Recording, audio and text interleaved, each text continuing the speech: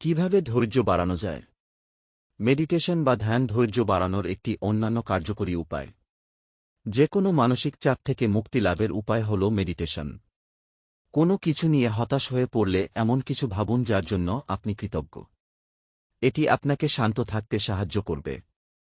নিজের উপর বিশ্বাস রাখা একটি অত্যন্ত গুরুত্বপূর্ণ বিষয়। এটি শুধু ধৈর্য বাড়ায় তা নয়, সফলতা অর্জনেও সাহায্য করবে। তুলনা করবেন না। নিজেকে অন্যের সাথে তুলনা করা বন্ধ করতে হবে। নিজেকে উন্নত করার চেষ্টা করতে হবে। হতে পারে তাতে সময় লাগবে, ধৈর্যের এই পরীক্ষায় উত্তীর্ণ হতে পারলেই ধরা দিবে সফলতা। ভালো শ্রোতা হওয়ার চেষ্টা করুন।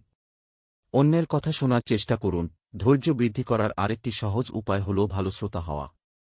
কখনো কখনো পরিস্থিতি পরিবর্তন করার জন্য আপনি কিছুই করতে পারেন না। এর চাইতে বরং পরিস্থিতি মেনে নেওয়ার চেষ্টা করুন। ধৈর্যশক্তি বাড়ানোর অন্যতম উপায় হচ্ছে বই পড়া। বই পড়া মানসিক চাপ কমায়, মনকে ধীর স্থির করে তোলে। বাস্তববাদী হয়ে উঠুন। বাস্তবতা কঠিন, যা ভবিষ্যতে হওয়ার তাই হবে। তবে চেষ্টায় কোনো ত্রুটি রাখা চলবে না। টাইম ম্যানেজমেন্টে মনোযোগী হন। গুরুত্ব অনুযায়ী কাজ ভাগ করে নিন।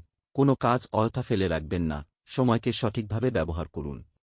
আপনি নিয়মিত ডায়েরি লিখতে পারেন। এগুলো আপনার ধৈর্য বাড়াতে সাহায্য করবে। ধন্যবাদ।